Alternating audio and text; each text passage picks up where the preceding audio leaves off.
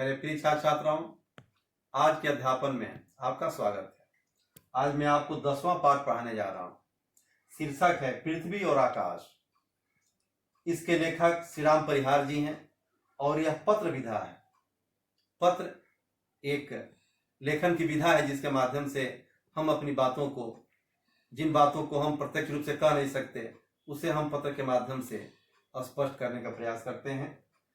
ठाकुर परिहार जी ने पृथ्वी और आकाश शीर्षक के माध्यम से पृथ्वी पर निवास करने वाले सर्वोत्तम प्रकृति के वरदान मनुष्य द्वारा किए जाने वाले प्रकृति के विनाश को समझाने का प्रयास किया है। परिहार जी ने पर्यावरण जो हमारे जीवन का कारक है, हमारे जीवन का दाता है, उसी को अपने हाथों में नष्ट कर रहे हैं। इन प्रकृति, पृथ्वी और आकाश के पत्राचार के माध्यम से मुख्यतया उन्होंने यही समझाया है कि हम प्रकृति के अवयवों से बड़े होते हैं और उन्हीं का हम विनाश कर अपने जीवन को, अपने लाभ के लिए उन्हीं का विनाश करते हैं और अपने जीवन को ही संकट में डालते हैं। आगे इसके विषय में मैं समझाने जा रहा हूँ। प्रिय पृथ्वी, प्रिय पृथ्वी, आकाश पत्र लिख रहा है पृथ्वी को। समझ में नहीं आता मैं अपनी कुशल लिखूं या तुम्हारी कुशल क्षेम जानूं। आकाश कह रहा है मैं आकाश की संज्ञा मतलब नाम धारण कर तुम्हारी ओर छोर व्यक्त हूँ। ओर छोर मतलब एक किनारे से दूसरे किनारे तक, व्यक्त हूँ मतलब फैला हुआ हूँ। मेरे फैलाव में खुद विस्मित हूँ। अपने फैलाव से आकाश कह रहा है कि मैं खुद आश्चर्यचकित हूँ। अनंत उल्का पिंडों को मैं रोज टूटते गिरते मिटते हुए देखता हूँ। उल्का पिंड आकाश से जो गिरते हैं और वायुमंडल में प्रवेश करते ही उसके घर्षण से वो जल उठते हैं, ऐसे तमाम आकाश कह रहा है कि मैं देखता हूँ। यहाँ उल्का पिंडों के टूटने और गिरने का अभिप्राय विनाश से है। कभी चांदनी से नहाई हुई तुम्हारे बीच की रास्ता कहाँ से? आकाश और धरती पृथ्वी से के बीच दुधिया बन खिल उठती है। दुधिया अर्थात सफेद। कभी टिमटिमाते तारों की नन्ही हथेलियों से आकांक्षाएं बुलाती हैं। धरती, यहाँ संबोधन दिया है लेखक ने, तुम बहुत सुंदर हो। सुंदर इसलिए हो कि तुम पर जीवन है। जीवन पूरे पृथ्वी पर,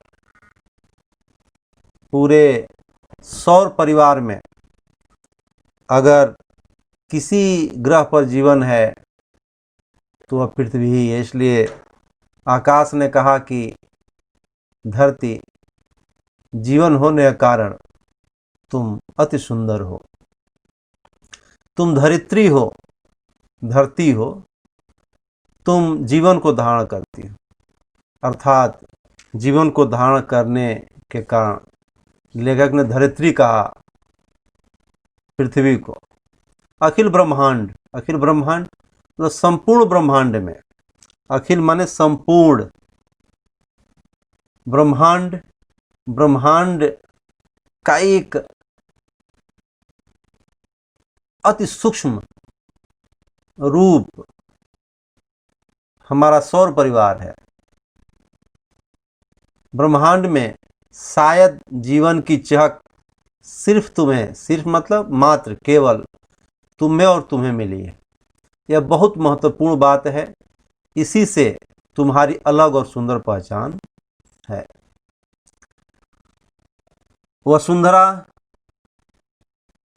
वसुंधरा भी पर्यायवाची है पृथ्वी का। वसुंधरा, तुम्हारे कितने रंग हैं, इसके विविध रंगों को और उसके आकर्षणों को बताते हुए आकाश ने कहा है, एक एक रंग सृष्टि का अनोखा, अनोखा माने अद्भुत, विलक्षण, उल्लास, उल्लास मतलब उत्साह, उमंग और दर्द समेटे हुए हैं। अर्थात एक एक रंग सुख और दुख के विलक्षण रूप से युक्त है। वैसे सृष्टि के मूल में तो आनंद ही है, कहा लेखक ने कि सृष्टि का जो मूल रूप है वह आनंद का ही है। कहीं कहीं संधियों में, संधियों लिखा है, गलत है, संधियों, संधि माने जोड़, जहां दुख सुख का संक्रमण स्थल होता है।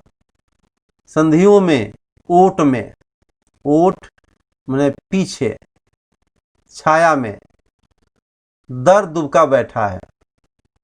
कहीं न कहीं दुबका, दुबकना मतलब डर करके बैठा रहना, सिकुड़ करके बैठना। दर्द, दर्द माने कष्ट, दर्द माने वेदना।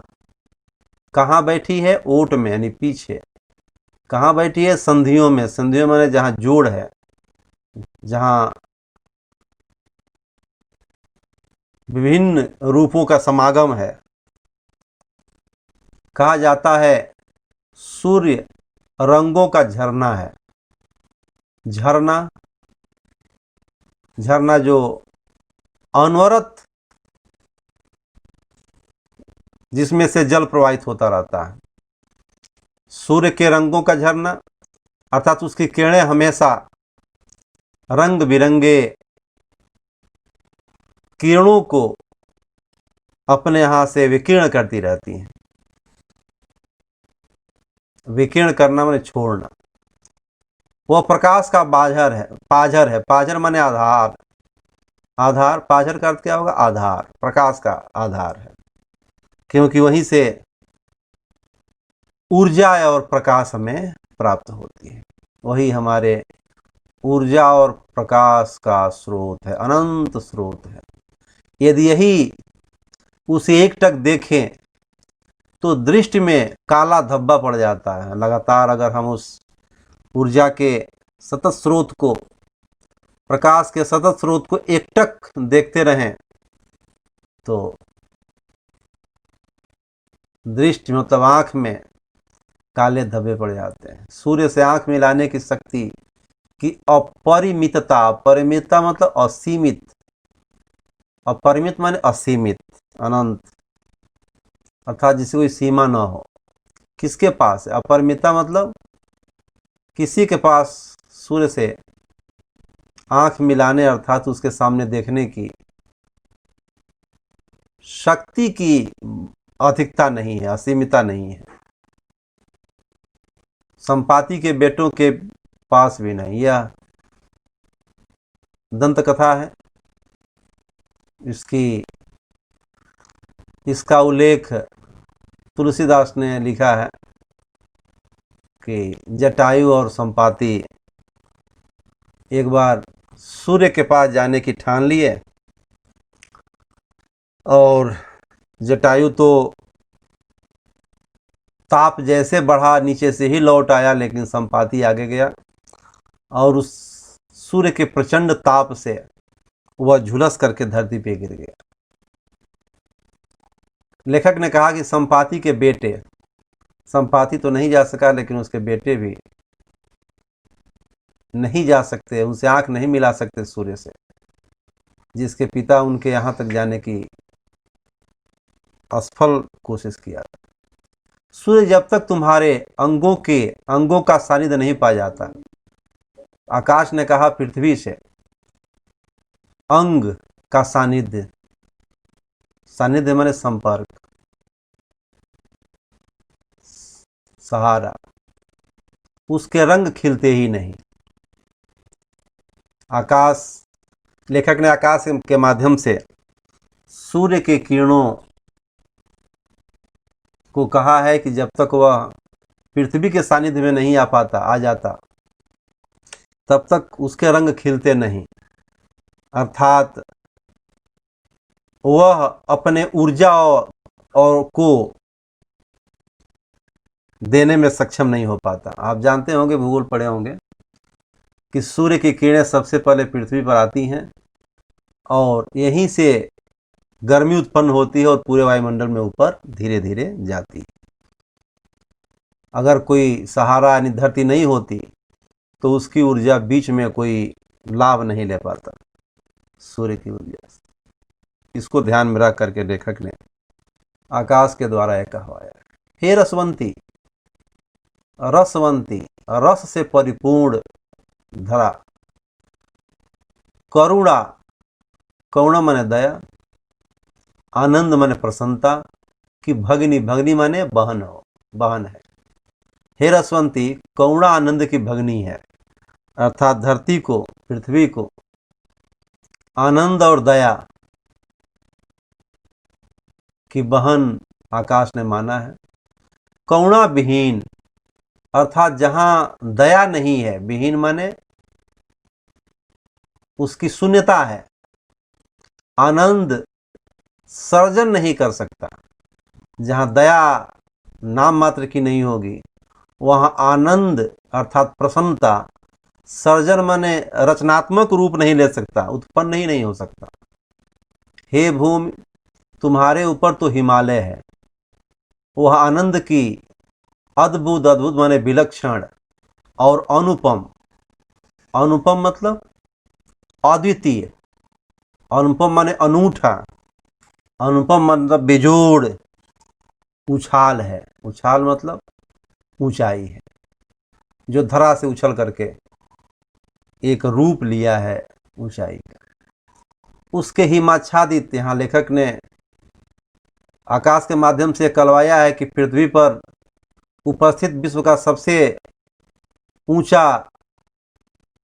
पर्वत श्रृंखला हिमालय, वह एक विशिष्टता है इस धरा की।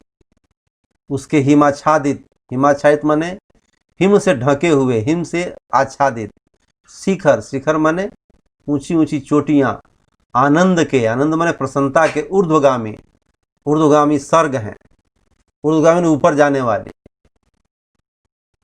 सर्ग हैं। इन्हीं में से देवसरी गंगा करुणा की धारा बनकर फूटती है। देवसरी गंगा इसी हिमालय से धरा को अपने करुणा रूपी जल प्रदान कर जीवन देती हैं। वो कहाँ से फूटती हैं? इसी हिमालय से ही प्रस्फुटित होती हैं। वे सूखे कोनों और रूखे अधरों तक जाती हैं। सूखे कोनों जहाँ जल का अभाव है, जो जल से पीड़ित है, उसको वह सरस करती हैं। और रूखे अधर, और जो ओठ, अधर माने ओठ, रूखे हैं जल के बिना, उनको भी वह सरस करती है। अर्थात वह दया के रूप में फूट करके सर्वत्र अपने जल द्वारा, अमृत जल धारा द्वारा सबको, सबकी प्यास बुझाती है। दिया है आगे, प्यासे कंठों की तृप्ति बनती है। अर्थात जो कंठ, जो गले, कंठ माने गला, जो सूखे हैं, प्यासे हैं, उनको वह तृप्ति बनती है, अर्थात उनको तृप्त कर देती है। सूखे खेतों का संस्कार बनती है। खेत जो जल के अभाव में कुछ भी उत्पन्न नहीं कर सकते, उनको वह अपने जल द्वारा सींच करके धन धान्य से परिपूर्ण कर देती है। यह करुणा ही बड़ी चीज है जो आनंद को सर्जन का अर्थ देती है। करुणा, करुणा ही है मानवता का एक विलक्षण रूप, मानवीय भावना जो जिसमें भी होती है, चाहे वह कोई भी हो, यही करुणा आनंद को सृजनात्मक अर्थ देती है, अर्थात वह आनंद को सृजित कर, सर्जन माने रचना करना, रचना कर उसको अर्थ पूर्ण बनाती है। हे मानवता, हे सॉरी हे मानव माता, हे मानव माता। पृथ्वी को यहाँ लेखक ने मानव माता कहा है। आकाश पृथ्वी को संबोधित करते हुए कह रहा है कि हे मानव माता। मानव माता मनुष्य की माता, पृथ्वी माता तो है ही, क्योंकि वह अपना जल, फल, हवा सब कुछ दे करके मनुष्य को जीवन देती है, इसलिए आकाश ने उसे मानव माता कहा। मनुष्य इसी मानव माता अर्थात इसी धरित्री की गोद में जन्म लेता है और इसी के जल, हवा, प्रकाश, ऊर्जा और अन्न धारण कर बड़ा होता है, इसलिए धरित्री को उन्होंने मानव माता कहा। जब कभी सतपुड़ा दक्षिण भारत के उत्तर की पहाड़ियां हैं। सतपुड़ा एक श्रृंखला है। सतपुड़ा चोटियों के बीच बसे गांवों में चांदनी झरती है। सतपुड़ा के घाटियों के बीच में जब चांदनी झरती है तब रात रात भर नृत्य की गूंज पहाड़ों पर बरसती है। वहाँ जो आनंद सर्जन होता है उस के नृत्य की गूंज पहाड़ों पर वर्षा करती है, अर्थात वहाँ धूम मचाए हुए। मैं सतपुड़ा की उन्हीं चोटियों पर बैठा बैठा, आकाश कह रहा है, उन्हीं ऊंचाइयों पर बैठा बैठा तुम्हारे बेटों का यह संस्कार उत्सव देखा करता हूँ। कह रहा है आकाश कि बेटे मतलब जो तुम्हारे धरती के मानव हैं, तुम्हारे पुत्र हैं मनुष्य, उनके संस्कार उत्सव जो उत्सव करते हैं अपने कार्यों के द्वारा, जो वे व्यवहार करते हैं, जो उनमें एक मानवीय भावनाएं हैं जो सर्जित होती हैं, उनको मैं हंसते खेलते वहाँ देखा करता हूँ। उन्हीं चोटियों पर बैठा बैठा देखा करता हूँ। धरती तुझे हजार हजार विविधताओं का संसार मिला है। ऐ धरती, विविधता माने अनेकता, हजारों हजारों विविधताओं का संसार तुम्हें मिला है। धरती वायु मेरा अंश है, कहा आकाश ने कि वायु मेरा ही अंश है। शब्द की उत्पत्ति में मेरी सहभागिता है। शब्द जो अभिव्यक्ति का साधन है, वह उसके उत्पत्ति में मैं सहभागी हूँ, मैं सम्मिलित हूँ। सहभागिता माने सम्मिलित हूँ। जल मेरे माध्यम से बनता है। कहा कि आकाश ने कहा कि जल मेरे ही संरक्षण में बनता है, उसका माध्यम मैं हूँ और वह बरसता है, फिर धरती पर वर्षा के रूप में गिरता है। आग और पानी का खेल मेरे भीतर भी है। आकाश कह रहा है कि आग जो विद्युत चमकती है, या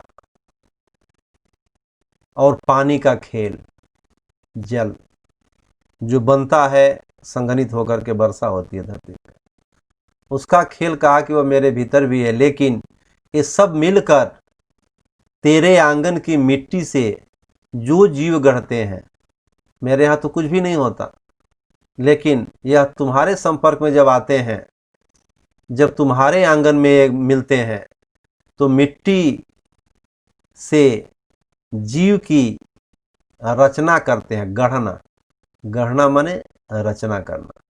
उसकी लीला पर मेरी 100 नीलिमा न्यौछावर है। मेरे ही जल और वायु, आग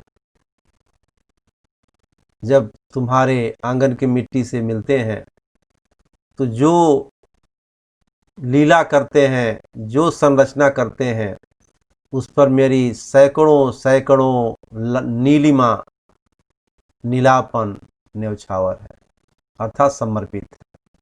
तेरे जीवों की श्यामलता, इसके द्वारा कहा, आकाश कह रहा है कि मिट्टी से मिल करके ही वो सार्थक होते हैं और जीव संरक्षण करते हैं। तेरे जीवों की श्यामलता के अर्थ बहुत गहरे हैं।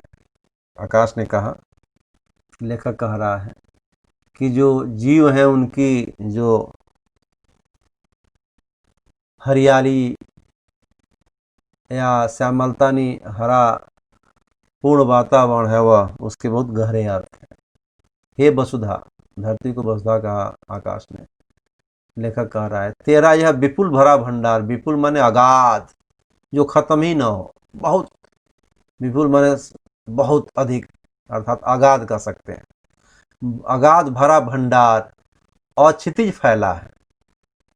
अक्षितिज मतलब जो असीमित फैला हुआ है, जिसका कहीं क्षितिज है ही नहीं। क्षितिज माने किनारा, जहां ऐसा लगता है कि पृथ्वी समाप्त हो रही। अक्षितिज मतलब जिसका कोई, जिसकी सीमा ही नहीं है, जिसका क्षितिज ही कहीं नहीं है, फैला है। तू जननी, जननी माने माँ, माँ है तुम। करुणा की धारा से तुम नम है। करुणा, करुणा माने दया, दया की जो धारा प्रवाहित होती है उससे तू भीगी हुई है। नम माने उससे तुम भरी हुई है। सुना है कि पुत्र कुपुत्र हो जाता है, पर माता कभी कुमाता नहीं होती। आकाश कह रहा है कि ऐसा सुना गया है कि पुत्र तो कुपुत्र होता है, लेकिन माता कभी कुमाता नहीं होती। तब हे प्रिय पृथ्वी, मैं पूछना चाहता हूं, यह भूकंप का सर्वनाशी कृत्य क्यों? आकाश कह रहा है कि जब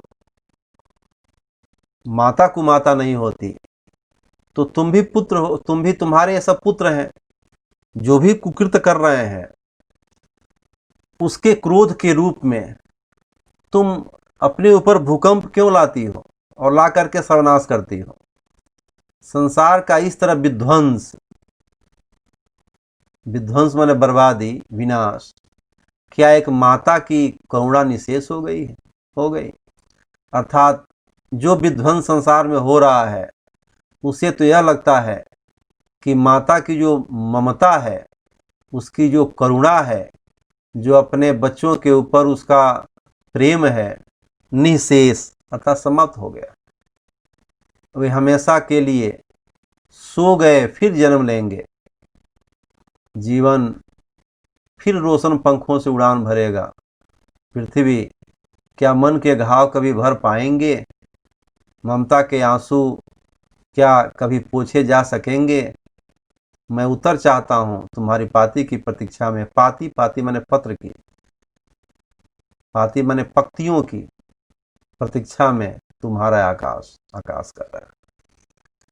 प्रस्तुत पत्र में या पत्र के माध्यम से लेखक ने आकाश के द्वारा जो कहा है, उसमें पृथ्वी के स्वर्णिम रूपों, उसके अगाध सृजनशीलता, मानव के प्रति उसकी दया भावना को दर्शाते हुए अंततः आकाश के माध्यम से लेखक ने यह पूछा है कि माता के अंदर जो ममता होती है वह क्या समाप्त हो गई है, जिसके कारण अपने ही पुत्रों का सर्वनाश ऐ पृथ्वी तू कर रही हो, भूकंप और अन्य प्राकृतिक प्रकोपों के द्वारा? इसका उत्तर हमें अवश्य चाहिए। इसके उत्तर में पृथ्वी आकाश को पत्र लिख रही है। सारे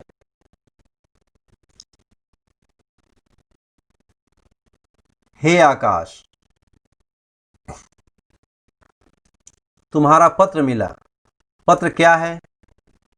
वह तुम्हारे ही चित्त, चित्त माने मन के लालित्य, लालित्य माने सुंदरता का विस्तार है। जैसा तुम्हारा जो मन है उसी की सुंदरता का विस्तार है यह पत्र। तुम्हारे पत्र के शब्द शब्द में सितारों की रोशनी की नीलिमा दमक रही है। दमक माने चमक रही है। और उसी दमक में मैं तुम्हारे प्रश्नों के उत्तर ढूंढ रही हूं, जैसा तुमने पूछा है। हे अनंत, अनंत मतलब जिसका अंत न हो। हे अनंत, नीलिमा माने नीले रंग के विस्तार में अपनी पावनता, पावनता माने पवित्रता को अक्षुण, अक्षुण माने बचाए रखने वाले देव, तुम कितने उदार, कितने पारदर्शी हो। आकाश को पृथ्वी कह रही है कि तुम अपनी पवित्रता को बचाए रखे हो नीलिमा के विस्तार द्वारा। कितने तुम उदार हो। उदार माने दयालु, उदार माने दयालु और पारदर्शी हो, अर्थात तुम्हारा हर रूप अंदर से बाहर तक वह द्रष्टव्य है, अर्थात देखा जा सकता है। उसमें कहीं कोई छल प्रपंच और कथनी करनी में अंतर नहीं है। तुम मेरी विभूति को देखकर, विभूति माने ऐश्वर्य को देखकर कितने प्रसन्न हो, अर्थात मेरी विभूति अर्थात मेरे ऐश्वर्य को देखकर तुम काफी प्रसन्न हो। इसलिए शब्द की पावनता और उसकी असीमित मृषण अर्थवत्ता भी तुम्हारे पास है। अर्थवत्ता, अर्थ देने वाला, पावनता, पवित्रता तुम्हारे पास है। कह रहा है लेखक के माध्यम से पृथ्वी आकाश की प्रशंसा करते हुए कह रही है। इसमें असीमित का मतलब जिसकी कोई सीमा न हो। मृषण माने कोमल, अर्थात पवित्रता और उसकी असीमित कोमलता, अर्थात असीमित कोमल अर्थवत्ता, अर्थ देने की शक्ति भी तुम्हारे पास है। तुम्हारा मन भी उतना ही बड़ा है जितना तुम्हारा ब्रह्मांडीय फैलाव, अर्थात ब्रह्मांड में तुम जितने विस्तृत हो वैसा ही तुम्हारा मन भी विस्तृत है, अर्थात संकुचित भाव नहीं है। इसीलिए तुम्हारे मन की सतरंगी पर, सप्तरंग वाला जैसा हम इंद्रधनुष कहते हैं, कितनी उसकी आकर्षक छटा होती है, पर मेरी मृताई, मृताई माने कोमलता और निठुराई माने निष्ठुरता को तुमने बराबर जगह दी है। अर्थात जो मेरे में निष्ठुरता के भाव हैं और जो मेरे में कोमलता के भाव हैं उसको पूर्ण रूप से देखा, समझा और बताया। ऐसा मेरे परिवार के सदस्यों के बीच नहीं होता। कहा कि पृथ्वी ने कहा कि यह हमारे यहाँ जो हमारे परिवार के सदस्य हैं उनमें ऐसे भाव नहीं हैं कि जो सही है उसको वह कह सके। तू मेरे वैभव पर निहाल हो, अर्थात जो मेरा ऐश्वर्य है, वैभव माने ऐश्वर्य, वैभव माने हमारी जो अगाध संपदा है उस पर तुम निहाल हो। निहाल होना यह देशज शब्द है, यानी प्रसन्न हो। निहाल मतलब प्रसन्नता कई प्रकार की है। निहाल होना माने पूर्ण रूप से प्रफुल्लित हो। पर यहाँ तो एक का वैभव, एक का वैभव अर्थात एक व्यक्ति अगर वह सर्वसाधन संपन्न हो गया, दूसरे की ईर्ष्या से फूलता है। वैभव देख करके दूसरा ईर्ष्या करने लगता है। एक की सफलता लेखक ने पृथ्वी आकाश को दिए गए पृथ्वी के पत्र द्वारा स्पष्ट और प्रासंगिक, जो धरा पर लोगों के अंदर जो वैमनस्य का व्यवहार है उसका बड़ा ही रोचक, सजीव एवं यथार्थ चित्रण किया। एक व्यक्ति अगर सफल हुआ, प्रसन्न हुआ, अगर वह ऐश्वर्य युक्त हुआ तो दूसरा ईर्ष्या उसे करने लगता है। एक की सफलता पर दूसरे के निवाले में कंकर आ जाता है। एक अगर सफल हो गया अपने कार्य में, अपने परिश्रम से सन्मार्ग पर सतपथ पर चलते हुए, तो दूसरा व्यक्ति उसके भोजन में कंकड़ आ जाता है। यह कंकड़ किसका रूप है? उसकी सफलता का। और उसे भोजन, अपने घर का भोजन भी अच्छा नहीं लगता। वह अपने विकास की बात नहीं सोचता, दूसरे की सफलता यानी दूसरे के विकास पर वह प्रसन्न होता है, उसे दुख होता है। हे अनंत, मेरे ही जायों ने, पुत्रों ने मुझे खोदा। पृथ्वी कह रही है कि मेरे ही पुत्रों ने मुझे खोद डाला, मुझ पर बांध बना दिया, मुझे जहां मेरी गहराइयां थी उसको पाट डाला, यानी समतल कर दिया पाट करके। मुझे लांघा अर्थात इस पार से उस पार मुझे फांद गए। मेरा दूध पिया, अन्न खाया, मेरा ही दूध पीकर वह बड़े हुए, मेरा ही अन्न खाकर मजबूत हुए। वह सब किए सो किए, पर मेरे पेट के पानी को भी ये अब निकाल कर पी रहे हैं। अर्थात मेरे भूगर्भ में जो जल है, जो इन्हीं के लिए है, उसको भी निकाल करके, उसका दोहन करके और एक नष्ट कर रहे हैं। मेरे रोम रोम में उगे वृक्षों को काट रहे हैं। अर्थात मेरे प्रत्येक रोम में जो वृक्ष उगे हुए हैं, जो इन्हीं को हवा देते हैं, इन्हीं को जीवन देते हैं, अपने जीवन को ही हमारे रोम में उगे वृक्षों को काट रहे हैं। मेरी शिराओं धमनियों सी नदियों, जो हमारी शिरा और धमनी है नदी, यहाँ ध्यान देंगे, शिराओं धमनियों सी नदियों को, यहाँ उपमा अलंकार है। नदियाँ क्या है? उपमेय है, और शिराओं और धमनियाँ उपमान, इसे तुलना की गई है। धमनियों में अपना नरक डाल रहे हैं। हमारी शिरा और धमनी रूपी नदियां हैं, उसमें जितना अपना गंदा जल है, जितनी गंदगी है, उसको उसी में उड़ेल रहे हैं। मेरी हवा, जो इनकी जीवन रक्षक है, में धुआं मिलाया जा रहा है। अर्थात उसमें अपने उद्योगों के कचरे धुओं को, विषैले धुओं को मिला करके उसे प्रदूषित कर रहे हैं। मेरे ऊपर का अंतरिक्ष जो तुम्हारा हिस्सा है, पृथ्वी कह रही है, और मेरा अर्धांग क्या है? और मेरा अर्धांग है ऊपर का अंतरिक्ष का हिस्सा, उसे भी इंसेक्ट्स, मिसाइल्स, उपग्रह, विचित्र विचित्र गैसों से पाट दिया, उसको भी छोड़ा नहीं है। अब बताओ, जीवन की रचना के उपकरण ही साबुत नहीं है। अर्थात जो जीवन को उत्पन्न करता है और सुचारू रूप से उसको चलाता है, वह तंत्र, उपकरण माने वह तंत्र ही साबुत मतलब सही नहीं है, ये सही रहने नहीं दिए हैं। यहाँ जीवन ही जीवन रस के खिलाफ खड़ा है। अर्थात जो जीवन रस है उसके विपरीत, खिलाफ माने उसके सामने, उसको नष्ट करने के लिए यहाँ जीवन ही खड़ा है।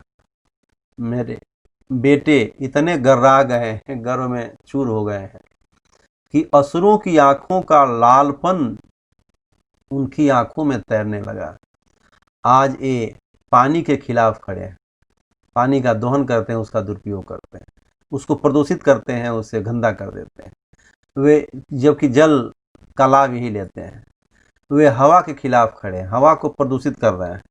हवा इनको जीवन देती है, उसी हवा को ये विषाक्त कर रहे हैं अपने विभिन्न औद्योगिक और प्रदूषित कचरों के द्वारा हवाओं को विषाक्त कर रहे हैं। वे आग के विरोध में हैं, वे मुझे रौंद रहे हैं, मुझे नष्ट कर रहे हैं, वे तुम्हारे ऊपर गोलियां दागने की भंगिमा में आ गए हैं। अर्थात आकाश में भी ये आकाश को भी नष्ट करने की योजना बना रहे हैं। ओजोन में छेद हो गया है। ओजोन की एक परत है जो अंतरिक्ष में है, लगभग 180 किलोमीटर की ऊंचाई पर धरातल से। तो इस वह ओजोन चारों तरफ पृथ्वी के फैला हुआ है, यह इसका जीवन रक्षक है। इसमें सुराग हो गया है।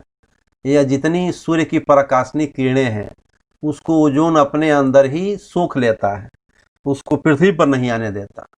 अगर ओजोन नहीं रहता तो पृथ्वी पर जीवन ही नहीं रहता। उसमें छेद हो गया है। कुल मिलाकर वे जीवन के हिमायती होकर भी, अर्थात जीवन की रक्षा करने वाले उनके हिमायती होकर भी जीवन के खिलाफ खड़े हैं। हे शाश्वत नभ, शाश्वत मतलब निरंतर रहने वाला, जो अनंत काल से है और अनंत काल तक रहेगा, जिसका कभी क्षय नहीं होता, उसे हम शाश्वत कहते हैं। शाश्वत माने जो निरंतर चलता चला आ रहा है और रहेगा भी। पृथ्वी कह रही कि हे शाश्वत नभ, नभ माने आकाश, कोई नहीं जानता यह सृष्टि कितने कितने युगों की सरिताओं को पार करती आ रही है। सरिता मतलब नदी, युगों की नदियों को पार करते आ रही है। निरंतरता ही इसकी विशेषता। निरंतरता अर्थात सतत प्रवाह, लगातार चलते रहना ही इसकी विशेषता है। और नित्य नूतनता ही इसकी रमणीयता है। अर्थात इसमें नित्य प्रति जो परिवर्तन होता रहता है वही इसकी सुंदरता है। रमणीयता मतलब उसकी सुंदरता है। हे नील व्योम, व्योम माने आकाश, नील माने नीला। यह संबोधन है पृथ्वी करे कि हे नीले रंग का आकाश, तुम्हारी ऊंचाइयों की गहराई में सौरमंडल के कितने कितने हास रुदन छुपे हैं। अर्थात जो सौरमंडल है तुम्हारा, उसमें कितनी ही प्रसन्नता और कितने ही कष्ट छुपे हुए हैं, सुख दुख छिपा हुआ है। हास माने प्रसन्नता, रुदन माने रोना, सुख दुख छिपे हैं तुम्हारे उल्का पिंडों में। उल्का पिंड जो बताया मैं पहले, जो पृथ्वी पर गिरता है, घर्षण से हवा के जल जाता। पिंडों में मानव के भय और औत्सुक्य दोनों जगते हैं। मेरे ही पखेरुओं के लिए तुम मुक्ति का स्थल और अपनी उड़ान शक्ति की सीमा बने हुए हो। अर्थात जो पखेरु पक्षीगण है, पखेरु माने पक्षीगण, वह मुक्ति के स्थल है, अर्थात अनंत आकाश में विचरण करते हैं और उसी में उड़ते हैं। पंख थक जाते हैं लेकिन तुम्हारा विस्तार और गहराई कहीं कभी खत्म नहीं होते। अर्थात पंख थक जाते हैं लेकिन जो तुम्हारा विस्तार है वह समाप्त नहीं होता। अनगिनत, अनगिनत मतलब अगणित, जिसकी गणना नहीं हो सकती। अदृश्य, अदृश्य मतलब जो देखे नहीं जा सकते। प्रयोगशालाएं तुम्हारे आधारहीन आधार में चलती रहती हैं। आधारहीन आधार में, आधारहीन जब जिसका कोई आधार ही नहीं है, उसी आधारहीन आधार में ही सारी प्रक्रियाएं होती रहती हैं, शाश्वत चलती रहती हैं। इनसे हवा बनती है। क्या बनती है? हवा।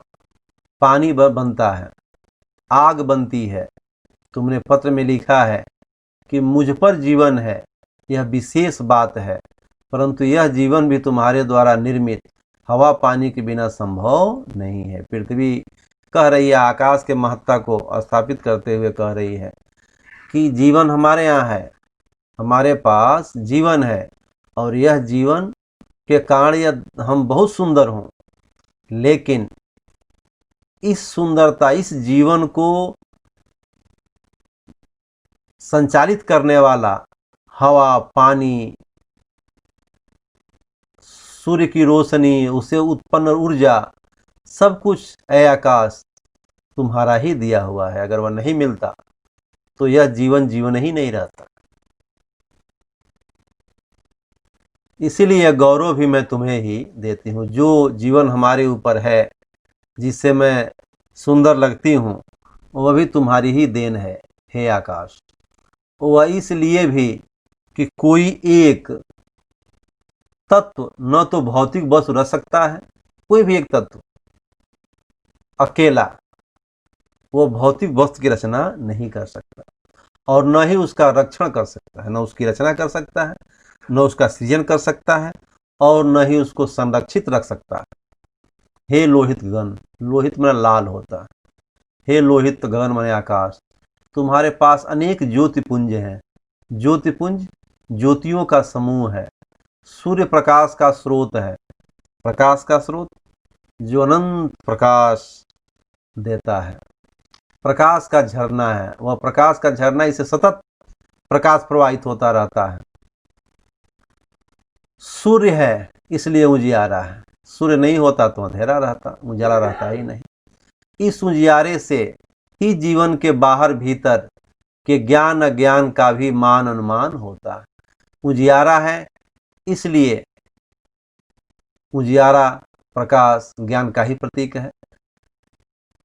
जीवन के बाहर भीतर के ज्ञान अज्ञान का भी भान अनुमान माने भान मान अनुमान होता है, प्रकाश है सूर्य का उसी लिए। मुझ पर रहने वाले सारे प्राणी इसीलिए उसकी अभ्यर्थना करते हैं, प्रार्थना अभ्यर्थना ने प्रार्थना करते हैं, स्तुति करते हैं। तुम्हारे पास एक चंदा है, चंद्रमा की चांदनी ही मेरे साले में दूध भरती है। जो चंद्रमा तुम्हारे पास है उसकी जब चांदनी होती है तो मेरे जो धरा के अन्न धन है उसमें दूध भरता है, कपास में उज्ज्वलता भरती है, ज्वार के दानों में मिठास भरती है, और कमलनी में सुगंध भरती है, अर्थात कमल के फूलों में सुगंध आता है। हे अंबर, अंबर माने आकाश, संबोधन पृथ्वी कर रही है, हे अंबर तुम मुझे भी अपनी नीलाभा, नीलधन आभा जैसे नीलाभा स्वर संधि है, नीलधन आभा, नील माने नीले रंग की, आभा मतलब छाया, नीलाभा के परिधान में वेष्टित किए हुए हो, मुझे भी अपने नीले रंग की आभा से चारों तरफ से ढके हुए हो। अतः यह नहीं हो सकता कि मेरा सौंदर्य केवल मेरा अंजन या निसर्गत उत्पाद है, अर्थात मेरे पास जो प्रकृति का रूप है उससे वह उत्पन्न है, ऐसा केवल नहीं कह सकते। तुम्हारे सौरमंडल में ग्रह नक्षत्र एक दूसरे के आकर्षण और अस्तित्व पर टिके हुए हैं। कवि लेखक यह कह रहे हैं कि जो भी सौरमंडल में सूर्य है, ग्रह है, उसके उपग्रह हैं, पूछल तारे हैं, और अनेक जो धूमकेतु वगैरह हैं, वह सारे यूं ही आकाश तुम्हारे मंडल में ऐसे ही हैं, लेकिन सभी एक दूसरे के अस्तित्व पर ही टिके हुए हैं। अगर सूर्य नहीं रहता तो ग्रह नहीं रहते, उसके चतुर्दिक उसी के आकर्षण से ग्रह हैं। अगर ग्रह नहीं होते तो उसके आकर्षण से जो उपग्रह हैं चारों तरफ घूम रहे हैं वो भी नहीं रह पाते। अर्थात सब एक दूसरे के पूरक हैं, सभी एक दूसरे के अस्तित्व पर ही तुम्हारे अनंत मंडल में टिके हुए हैं। टिके हुए मतलब रुके हुए हैं, उनकी स्थिति ही सह अस्तित्व पर है, अर्थात उनकी जो स्थिति है कोई बड़ा छोटा नहीं है, उनकी स्थिति सह अस्तित्व पर है, अर्थात एक दूसरे के अस्तित्व पर ही वो निर्भर है। आज के दिन यह कितनी सुंदर बात है, लेकिन मेरे पुत्रों ने अपने अपने देश बना रखे हैं। सह अस्तित्व की बात कहेगी, ध्यान दीजिएगा, प्रत्येक व्यक्ति एक दूसरे पर आश्रित है और दूसरे के अस्तित्व से ही दूसरे के अस्तित्व की रक्षा होती है। परस्पर अगर इस बात को हम बड़ी गंभीरता से समझ जाएं, सह अस्तित्व की भावना को, तो फिर हमारे अंदर प्रेम ही उत्पन्न होगा, इससे द्वेष समाप्त हो जाएगा। और जहाँ सह अस्तित्व रहता है वहाँ शांति है, विकास है, प्रेम है, सब कुछ है।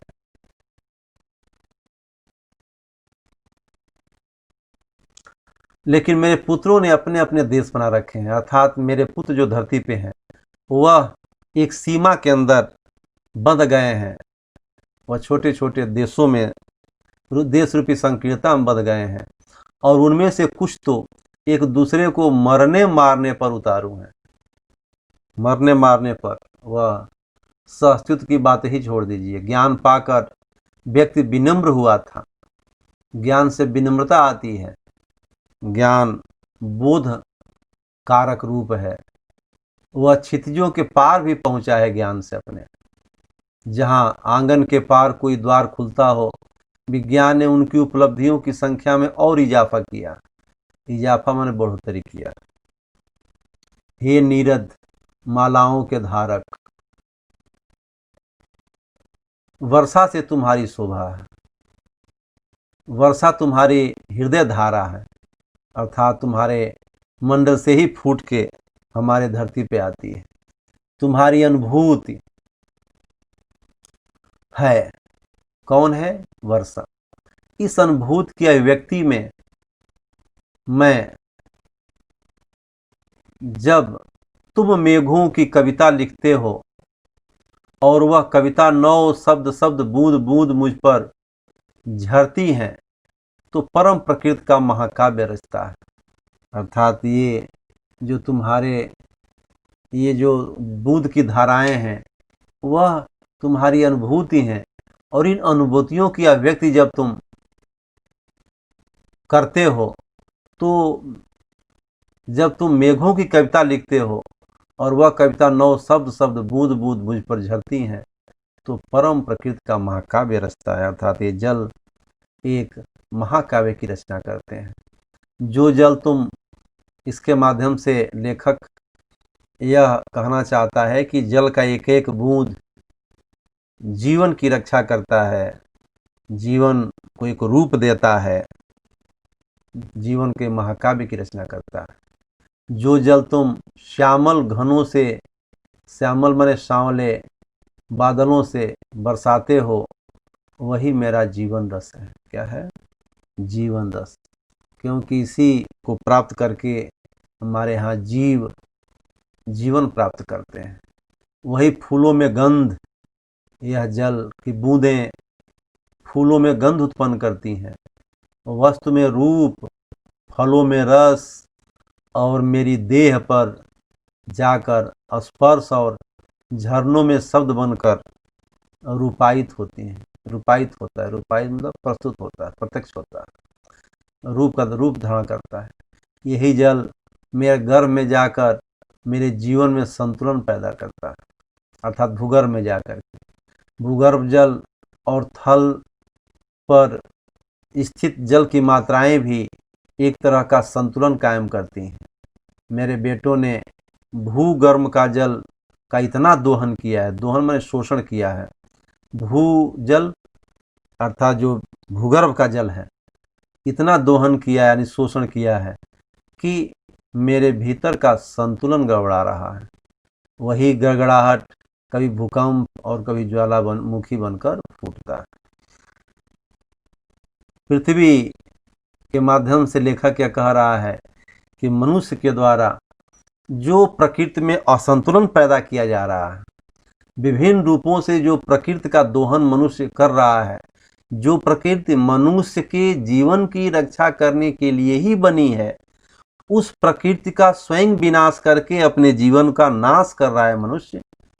पृथ्वी कह रही है कि जो दोहन और प्रकृति का विनाश कर रहा है, उसी के असंतुलन के कारण भूकंप और ज्वालामुखी बन करके वह संतुलन फूटता है, जिससे महाविनाश होता है, जिसमें हमारे पुत्र पीड़ित होते हैं। हे उदार चेता आकाश, उदार चेता, चेता माने चेतना वाले आकाश, कौन माँ अपनी संतान का अनिष्ट चाहती है?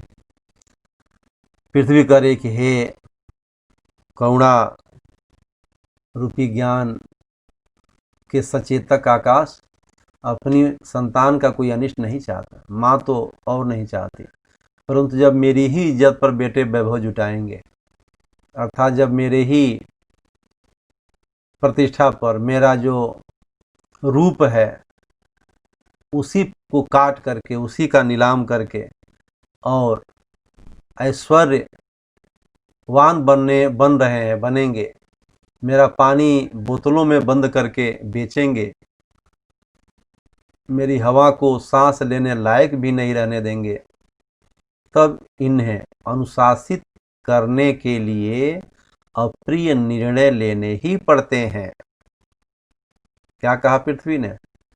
पृथ्वी ने कहा कि जब प्रकृति का क्षरण करेंगे निर्बाध रूप से, इनके अनुशासनहीन होकर के, तब इनको अनुशासन में लाने के लिए अप्रिय निर्णय तो लेने ही पड़ेंगे। हे उदार चेता, ये मेरे मन के भाव हैं जिनसे तुम अपने उत्तर शायद पा सको। वैसे परम प्रकृति के रहस्यों से संबंधित प्रश्नों के उत्तर कब कोई दे सका है? अर्थात कोई नहीं दे सका है। जो प्राकृतिक रहस्य हैं, जो स्वयं में संतुलन पैदा करते हैं, उनसे संबंधित प्रश्न के उत्तर कभी कोई दे नहीं सका। तुम्हारी पृथ्वी। इस पाठ में लेखक श्री राम परिहार जी ने मनुष्य को यह संकेत दिया है, यह संदेश दिया है, यह सीख दिया है कि प्रकृति के द्वारा जो आपको बेहिसाब जीवन को संचालित करने के तत्व मिले हुए हैं, उनको आप बचा के रखें, सुरक्षित रखें, उसका सदुपयोग करें। यदि आप आज जैसे आबाद गत से जल, वृक्ष, पानी, हवा और ओजोन परत आदि का अपने क्रियाकलापों से क्षय कर रहे हैं, उससे बचिए, नहीं तो अपने ही हाथों आप अपने विनाश को आमंत्रित करेंगे।